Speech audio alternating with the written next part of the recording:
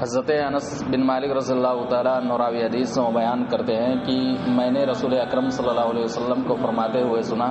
کہ اللہ تبارک و تعالیٰ حدیث قدسی کے اندر کہتا ہے کہ ابن آدم انک ما دعوتنی ورجوتنی غفرت لک علی ما کان منک ولا ابالی، کہ اے آدم کے بیٹے، جب تک تو مجھے پکارتا رہے گا اور مجھ سے امید کرتا رہے گا تو میں تیرے گناہ معاف کرنے میں کوئی پرواہ نہیں کروں گا۔ پھر اللہ تبارک و تعالیٰ کہتا ہے کہ اے آدم کے بیٹے، اگر تیرے گناہ آسمان کی بلندیوں تک پہنچ جائے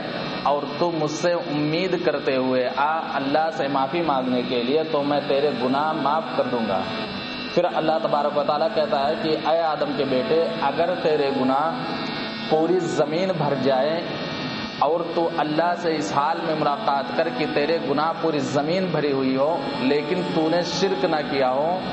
تو میں تیرے گناہ کو معاف کر دوں گا۔ حدیث سے پتہ یہ چلتا ہے کہ ایک بندہ جب اللہ تبارک و تعالیٰ سے امید کرتے ہوئے کہ اللہ تبارک و تعالیٰ کی کوئی ایسی ذات ہے جو اللہ مغفرت کرنے میں اور معاف کرنے میں کوئی پرواہ نہیں کرتا ہے، تو اللہ کو رب مان کر کے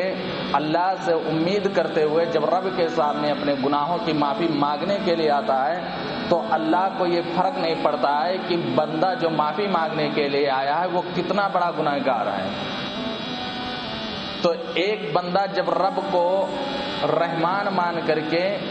اور غفور الرحیم مان کر کے اللہ کے سامنے اپنے گناہوں کو رکھتا ہے تو چاہے جتنا بڑا گنہگار کیوں نہ ہو، اللہ تبارک و تعالیٰ اس کے گناہ کو معاف کر دیتا ہے، چاہے اس کے گناہ پوری زمین کیوں نہ بھر جائیں یا اس کے گناہ آسمان کی بلندیوں تک کیوں نہ چھو جائیں، اللہ تبارک و تعالیٰ اس کے سارے گناہ معاف کر دیتا ہے۔ آپ لوگوں نے وہ واقعہ سنا ہوگا کہ ایک انسان جب 99 انسان کو قتل کیا، 99 آدمی کو قتل کیا، تو اب اسے احساس ہوا کہ میں نے غلطی کی۔ اللہ کو اپنا رب مانتے ہوئے، اللہ سے امید کرتے ہوئے اس نے اللہ کی طرف بڑھا تھا، پھر لاسٹ میں اس نے 100 بھی قتل کر دیا، ایک کو قتل کر کے 100 پورا کیا،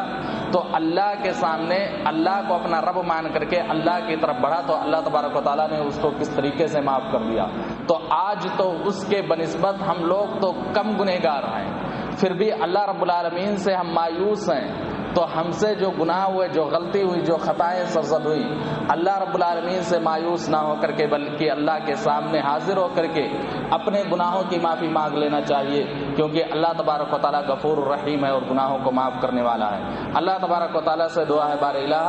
تو ہمیں گناہوں کی معافی مانگنے کی توفیق